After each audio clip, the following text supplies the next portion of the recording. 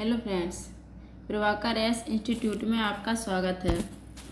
दोस्तों, आज हम यूपी पैट 2021 में जो हुआ था उसके कुछ क्वेश्चन हैं प्रीवियस ईयर पेपर के, उनको आज हम सॉल्व करेंगे। तो हमारा प्रश्न नंबर 1 है, निम्नलिखित किस क्रम में भारत आए थे। तो ये पूछ रहा है, जो ये यात्री है इसमें पहले कौन आया था और बाद में कौन आया था। तो पहला है टॉमस रो, दूसरा है फायान, तीसरा है ह्वेनसांग। तो बताइए दोस्तों, इनमें से सबसे पहले कौन भारत आया था और कौन बाद में आया था। तो इसका ऑप्शन नंबर सी सही है। तो पहले फायान आया, फिर ह्वेनसांग आया और सबसे बाद में आया टॉमस रो। तो फायान आया था 399 ईस्वी से 412 ईस्वी तक और ह्वेनसांग आया था 614 से 630 ईस्वी तक और टॉमस रो आया 1616 ईस्वी में। तो सबसे पहले फायान आया ये, और फिर इसके बाद ह्वेनसांग, फिर इसके बाद टॉमस रो। तो इसका ऑप्शन नंबर सी सही है। नेक्स्ट है, सिराज उद दौला किस युद्ध में अंग्रेजों से पराजित हुआ था। बक्सर के, प्लासी के, बदिया वंश के या आगरा के। तो जो सिराज उद दौला था वो प्लासी के युद्ध में पराजित हुआ था। इसका ऑप्शन नंबर 2 सही है। और यह प्लासी का युद्ध कब हुआ था? 23 जून 1757 को। नेक्स्ट है, इनमें से कौन हड़प नीति का कट्टर समर्थक था। तो दोस्तों, ऑप्शन नंबर 1 है लॉर्ड वेलेस्ली, बी है लॉर्ड डलहौजी, सी है लॉर्ड मिंटो और ऑप्शन नंबर डी है लॉर्ड हेस्टिंग्स। तो इसका ऑप्शन नंबर बी सही है। जो लॉर्ड डलहौजी थे वो कट्टर पंथ के समर्थक थे। ऑप्शन नंबर डी 2 सही है इसका। और ये 1848 से 1856 के बीच भारत के गवर्नर जनरल रहे और इन्होंने इस नीति को तैयार किया था। नेक्स्ट है, भारतीय इतिहास में धर्मांतरी कौन थे। तो ऑप्शन नंबर 1 है चंद्रगुप्त मौर्य के प्रसिद्ध सेनापति, 2 है चंद्रगुप्त विक्रमादित्य की सभा को सुशोभित करने वाले प्रसिद्ध चिकित्सक, हर्ष के समय एक प्रसिद्ध नाटककार, इनमें से कोई नहीं। तो बताइए धन्वंतरी कौन था। तो ये ऑप्शन नंबर बी सही है इसका। चंद्रगुप्त विक्रमादित्य की सभा को सुशोभित करने वाले प्रसिद्ध चिकित्सक को धन्वंतरी कहते थे। मौर्यकालीन भारत के विवरण वाली इंडिका के लेखक कौन थे। तो इसमें पूछा है कि जो मौर्यकालीन की जो इंडिका पुस्तक है इसके लेखक कौन है। पहला है मेगास्थनीज, दूसरा फायान, तीसरा ह्वेनसांग, चौथा इनमें से कोई नहीं। तो दोस्तों, सबको पता है ये कि जो इंडिका है उसके लेखक मेगास्थनीज है। इसका ऑप्शन नंबर ए सही है, जो कि 303 ईस्वी पूर्व में चंद्रगुप्त मौर्य के दरबार में आया था और उसने इंडिका नामक पुस्तक लिखी है। और इसमें मौर्य समाज के 7 वर्गों तथा जातियों में विभाजन, दास प्रथा का अभाव, अकाल न पड़ने का वर्णन, ये सभी किया है। साइमन कमीशन किस वर्ष भारत में प्रथम बार आया था। 1925 में, 1926 में, 1919 में या 1928 में। तो दोस्तों, ये 1928 में आया था प्रथम बार। इसका ऑप्शन नंबर डी सही है। नेक्स्ट है, भारतीय राष्ट्रीय कांग्रेस द्वारा किस अधिवेशन में ऐतिहासिक पूर्ण स्वराज्य का प्रस्ताव रखा गया। तो किस कांग्रेस अधिवेशन में पूर्ण स्वराज्य का प्रस्ताव पारित किया गया। बम्बई में, लाहौर में, कराची में, लखनऊ में। तो इसका ऑप्शन नंबर बी सही है। जो लाहौर अधिवेशन हुआ था उसमें पूर्ण स्वराज की मांग की गई थी और उसमें प्रस्ताव पारित किया गया था। नेक्स्ट है, निम्न का मिलान करें। तो इसमें ये मिलान करना है कि किसने कौन सी पार्टी की स्थापना की है। इंडियन नेशनल आर्मी की किसने की है, गदर पार्टी, मित्र मेला या होम रूल लीग। तो बताइए दोस्तों, इसका सही आंसर क्या है। तो इसका सही आंसर है जो इंडियन नेशनल आर्मी है इसकी सुभाष चंद्र बोस ने की थी स्थापना। और जो ये गदर पार्टी है इसकी लाला हरदयाल ने की थी। और जो मित्र मेला है इसकी वी.डी. सावरकर ने। और जो होम रूल लीग है इसकी एनी बेसेंट ने। तो इसका ऑप्शन नंबर बी सही हो जाएगा। पहले का ऐसे मिलाएंगे इसको, ये सुभाष चंद्र बोस और गदर पार्टी की लाला हरदयाल और मित्र मेला की वी.डी. सावरकर और होम रूल लीग की एनी बेसेंट। तो इसका ऑप्शन नंबर 2 सही है। नेक्स्ट है, निम्न में से किसने महात्मा गांधी के खिलाफत आंदोलन से जुड़ने का विरोध किया? खान अब्दुल गफ्फार खान ने या फजलुल हक ने या मोहम्मद अली जिन्ना ने या अब्दुल कलाम आज़ाद ने? तो बताइए, जो महात्मा गांधी का खिलाफत आंदोलन था उससे जुड़ने का विरोध किसने किया था? तो इसका ऑप्शन नंबर सी सही है। जो मोहम्मद अली जिन्ना थे उन्होंने विरोध किया था। नेक्स्ट है, इनमें से कौन सा क्रांतिकारी संगठन काकोरी षड्यंत्र केस में शामिल था? ए गदर पार्टी, बी अनुशीलन समिति और डी अभिनव भारत ग्रुप और चौथा है हिंदुस्तान रिपब्लिक एसोसिएशन। तो बताइए इसका ऑप्शन नंबर क्या सही होगा? तो जो काकोरी कांड में सम्मिलित था वो था हिंदुस्तान रिपब्लिकन एसोसिएशन। इसका ऑप्शन नंबर डी सही है। नागार्जुन सागर बांध किस नदी पर बना है? ए है गोदावरी, बी है कृष्णा, सी है गंगा, डी है कावेरी। तो जो नागार्जुन सागर बांध है वो हमारा कृष्णा नदी पर बना है। इसका ऑप्शन नंबर बी सही है। नेक्स्ट है, माउंट एवरेस्ट पर प्रथम बार चढ़ाई किस वर्ष की गई? 1951 में, 1953 में, 1955 में या 1958 में? तो बताइए दोस्तों, यह है इसका ऑप्शन नंबर बी सही है। जो 1953 में इसमें चढ़ाई की गई थी। और ये सबसे पहले कौन चढ़ा था? नेपाल के तेंजिंग नॉर्वे शेरपा थे और न्यूजीलैंड के एडमंड हिलेरी ने पहली बार माउंट एवरेस्ट पर चढ़ाई की थी। और 29 मई को ही अंतर्राष्ट्रीय माउंट एवरेस्ट दिवस के रूप में मनाया जाता है। तो नेक्स्ट है, भरतपुर में स्थित पक्षी अभयारण्य है जो, उसका नाम क्या है? तो भैंसरोड़गढ़ अभयारण्य, दर्रा अभयारण्य, केवलादेव घाना राष्ट्रीय उद्यान या घाट प्रभा अभयारण्य?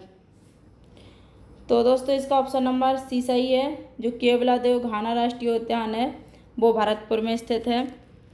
भिलाई इस्पात संयंत्र के लौह अयस्क का स्रोत है। तो जो भिलाई इस्पात संयंत्र है उसके लौह अयस्क का स्रोत क्या है? दल्ली राजहरा या कोरबा या उमरिया या राजनांदगांव? तो इसका ऑप्शन नंबर ए सही है। जो दल्ली राजहरा है वो इसका स्रोत है।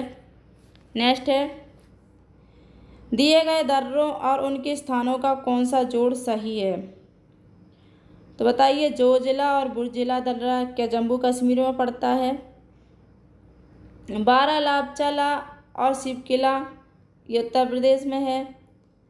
और थांगाला नीतिला और लिपुलेख ये हिमाचल प्रदेश में है क्या? तो इसका ऑप्शन नंबर डी सही है। तो दोस्तों, जो जिला और बोचिला दर्रा है तो ये जम्मू कश्मीर में ही पड़ता है। और ये बारालापचा और शिवकिला है ये उत्तर प्रदेश में पड़ता है। और थांगला नीतला और लिपुलेख ये हिमाचल प्रदेश में पड़ता है।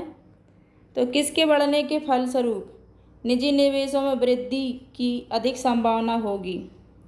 तो ब्याज दर, शेयरों की कीमत, नई पूंजी पर अनुमानित प्राप्ति, तो व्यक्तिगत कर। और तो इसका आंसर बताइए। तो इसका आंसर ऑप्शन नंबर सी है। नेक्स्ट है, भारत की राष्ट्रीय आय का आकलन करने वाली संस्था कौन है? आरबीआई, नीति आयोग, वित्त मंत्रालय केंद्रीय सांख्यिकीय संगठन। तो बताइए भारत की राष्ट्रीय आय का आकलन करने वाली संस्था का क्या नाम है? तो इसका ऑप्शन नंबर डी सही है। जो केंद्रीय सांख्यिकी संगठन है यह भारत की आय का आकलन करता है और इसकी स्थापना 1951 में में सांख्यिकी प्रणाली के निर्माण में तकनीकी नेतृत्व प्रदान करने के उद्देश्य से की गई थी और इसका मुख्यालय वो नई दिल्ली में स्थित है। तो नेक्स्ट है, सेवा क्षेत्र का दूसरा नाम क्या है? तृतीयक, प्राथमिक, द्वितीयक या फिर कृषि? तो बताइए सेवा क्षेत्र का दूसरा नाम क्या है? तो इसका नाम है तृतीयक। ऑप्शन नंबर ए सही है इसका। तृतीयक क्षेत्र है जो प्राथमिक और द्वितीय क्षेत्र को सहायता प्रदान करता है और तृतीय क्षेत्र के अंतर्गत व्यापार, यातायात, संप्रेषण, वित्त, पर्यटन, लोक प्रशासन, स्वास्थ्य, शिक्षा आदि आते हैं। तो नेक्स्ट है, भारत में श्वेत क्रांति के जनक के रूप में कौन जाना जाता है? Balwant Rai Mehta, doctor Verghese Kurien, M S. Swaminathan, Norman Edward. तो बताइए भारत में जो श्वेत क्रांति है उसकी स्थापना किसने की थी? तो वो डॉक्टर वर्गीस कुरियन थे। इसका ऑप्शन नंबर बी सही है। और ये 1970 के दशक में शुरू की गई है और ये ऑपरेशन फ्लड के आधार पर रखी गई है। नेक्स्ट है, भारत में आर्थिक सुधार 1951 के दौरान प्रधानमंत्री कौन था? तो नरसिम्हा राव या अटल बिहारी वाजपेयी या डॉक्टर मनमोहन सिंह या इनमें से कोई नहीं। तो बताइए 1951 के दौरान प्रधानमंत्री कौन था? तो इसका ऑप्शन नंबर बी सही होगा। जो अटल बिहारी वाजपेयी जी थे वो 1951 के दौरान प्रधानमंत्री थे। और नेक्स्ट है, भारत के संविधान में इनमें से क्या राज्य सूची में सम्मिलित नहीं है? पुलिस, कानून और व्यवस्था, जेल, दंड प्रक्रिया संहिता। तो बताइए राज्य सूची में क्या सम्मिलित नहीं है? तो दंड की जो प्रक्रिया संहिता है वो सम्मिलित नहीं है। ये राज्य सूची में नहीं बल्कि समवर्ती सूची में शामिल है। नेक्स्ट है, निम्नलिखित में से क्या भारतीय संविधान की मुख्य विशेषता नहीं है? अर्धसंघीय संरचना, प्रतिबद्ध न्यायतंत्र, शक्तियों का विवरण, लिखित संविधान और संविधान की सर्वोच्चता। तो बताइए भारतीय संविधान की क्या मुख्य विशेषता नहीं है? तो इसका ऑप्शन नंबर बी सही है। जो प्रतिबद्ध न्यायतंत्र है वो भारतीय संविधान की विशेषता नहीं है। नेक्स्ट है, निम्न में से क्या भारतीय नागरिकों को आर्थिक न्याय प्रदान करता है? ए मौलिक अधिकार, बी मौलिक कर्तव्य, सी राज्य के नीति निर्देशन सिद्धांत या डी इनमें से कोई नहीं। तो भारतीय नागरिकों को जो आर्थिक न्याय है वो कौन प्रदान करता है? तो इसका ऑप्शन नंबर सी सही है। जो राज्य की नीति के निर्देशन सिद्धांत है जो वही नागरिक को आर्थिक न्याय प्रदान करेगा और यह अनुच्छेद 38 से 39 के तहत लिखा है इसमें। तो नेक्स्ट है, भारतीय संविधान का कौन सा अनुच्छेद राज्य सरकारों को ग्राम पंचायतों के आयोजन के लिए निर्देशित करता है? तो ऑप्शन नंबर ये है इसका अनुच्छेद 38, अनुच्छेद 40, अनुच्छेद 44 या अनुच्छेद 46। तो बताइए इसका ऑप्शन कौन सा सही है? जो राज्य सरकारों की ग्राम पंचायतों के आयोजन के लिए कौन सा अनुच्छेद है? तो इसका ऑप्शन नंबर सी सही है। जो अनुच्छेद 44 है वो राज्य सरकारों को ग्राम पंचायतों के आयोजन के लिए निर्देशित करता है और अनुच्छेद जो 40 है वो राज्य सरकार को करता है और अनुच्छेद जो 38 है ये राज्य लोक कल्याण की अभिवृद्धि के लिए सामाजिक व्यवस्था बनाएगा और अनुच्छेद जो 46 है अनुसूचित जातियों और जनजातियों और अन्य दुर्बल वर्गों की शिक्षा और अर्थ संबंधी हितों की अभिवृद्धि के लिए है। तो नेक्स्ट है, त्रिस्तरीय पंचायती राज व्यवस्था का विचार किसने रखा था? तो इसका ऑप्शन नंबर ए है बलवंत राय मेहता और बी है अशोक मेहता कमेटी, सी है रॉयल कमीशन, डी है इनमें से कोई नहीं। तो बताइए दोस्तों इसका आंसर क्या होगा। तो इसका आंसर है Balwant Rai Mehta, option number A. Next है बिजली का प्रवाह सर्किट में कब होता है। स्विच चालू होने पर, स्विच बंद या चालू होने पर, या स्विच बंद होने पर, या इनमें से कोई नहीं, कोई वोल्टेज नहीं होता है तब। तो दोस्तों बिजली का प्रवाह सर्किट में सदैव रहता है जब तक मेन बोर्ड से कट ना किया जाए। अतः यूपी ट्रिपल एससी द्वारा इस प्रश्न के लिए सभी विद्यार्थियों को पूरा मार्क दिया गया था, क्योंकि यह प्रश्न विवादित प्रश्न था। इनमें से कोई ऑप्शन इसका सही नहीं है। तो नेक्स्ट है प्रतिरोध का एसआई मात्रक क्या होता है। तो फैराडे, ओम, वोल्ट, एम्पियर। तो बताइए दोस्तों प्रतिरोध का एसआई मात्रक क्या होता है। तो इसका होता है बी सही आंसर है। प्रतिरोध होता है उसका ओम होता है मात्रक, और इसका साइन ऐसा रहता है, ऐसा। तो इसका ऑप्शन नंबर बी सही है। और जो विद्युत धारा है उसका एम्पियर रहता है, जो एम्पियर है ये विद्युत धारा का मात्रक है ये। तो नेक्स्ट है नींबू का खट्टा स्वाद इनमें से किसकी उपस्थिति के कारण होता है। साइट्रिक अम्ल, एसिटिक अम्ल, ऑक्जेलिक अम्ल, या फार्मिक अम्ल। तो बताइए दोस्तों नींबू किस कारण खट्टा होता है। तो इसका ऑप्शन नंबर ए सही है। जो सिट्रिक अम्ल होता है उसकी वजह से नींबू खट्टा होता है। और जो एसिटिक अम्ल होता है वो सिरका में होता है, और जो ऑक्जेलिक अम्ल होता है वो टमाटर में होता है, और फार्मिक अम्ल होता है ये चींटियों और चींटा में होता है। जब हम लोग देखते हैं जब चींटियाँ हमें काट लेती हैं तो जिस जगह पे काटती हैं वो फूल जाता है, तो वो उसमें फार्मिक एसिड की वजह से वो फूल जाता है। तो नेक्स्ट है कर्कट जनक रसायन से होता है। तो हृदय रोग, मधुमेह, कैंसर, दमा, या अस्थमा। तो बताइए दोस्तों कर्कट जनक रोग से क्या रसायन से क्या होता है। तो इसका ऑप्शन नंबर सी सही है, कैंसर होता है। नेक्स्ट है त्वचा की ऊपरी सतह क्या कहलाती है। तो एंडोडर्मिस, एपिडर्मिक, डर्मिक, या स्पेसिडर्मिक। तो बताइए त्वचा की ऊपरी सतह क्या कहलाती है। तो इसका ऑप्शन नंबर बी सही होगा।